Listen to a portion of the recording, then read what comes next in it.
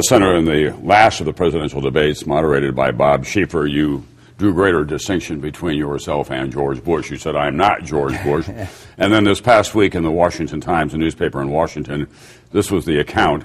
Senator John McCain blasted President Bush for building a mountain of debt for future generations, failing to pay for expanding Medicare, and abusing executive powers, leveling his strongest criticism to date of the administration, whose unpopularity may be dragging the Republican Party to the brink of a massive electoral defeat. "We just let things get completely out of hand," he said, of his own party's rule in the last 8 years. But then we have an account of you on Meet the Press going back to June 2005, and this is what you had to say about your relationship with President Bush at that time.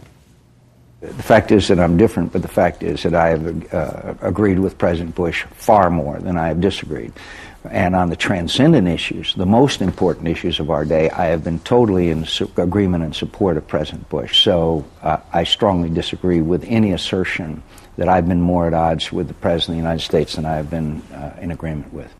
Well, I'm very honored and humbled to have the opportunity to receive the endorsement of the President of the United States, a man who I have great admiration, respect, and affection.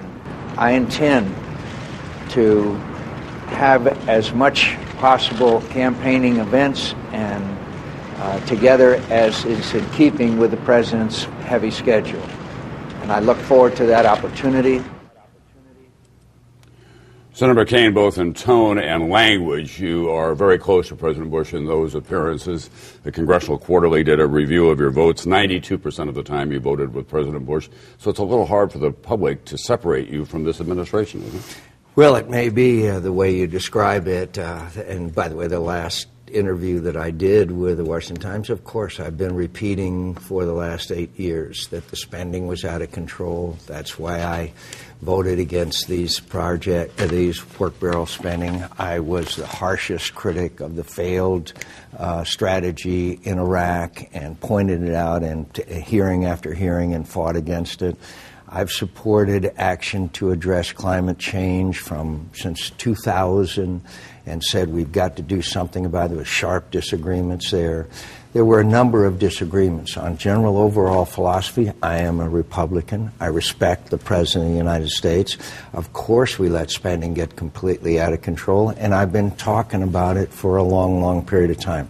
Now, I know how it is on this show. You show various segments and comments that we make thousands of, and I understand that. But the fact is, I am not George Bush. The fact is that I was not popular within my own party. The fact is that when I said that we were failing in Iraq and we were going to lose, I was criticized by Republicans. The fact is, when I did campaign finance reform with Russ Feingold, I was opposed by my own party and my own president.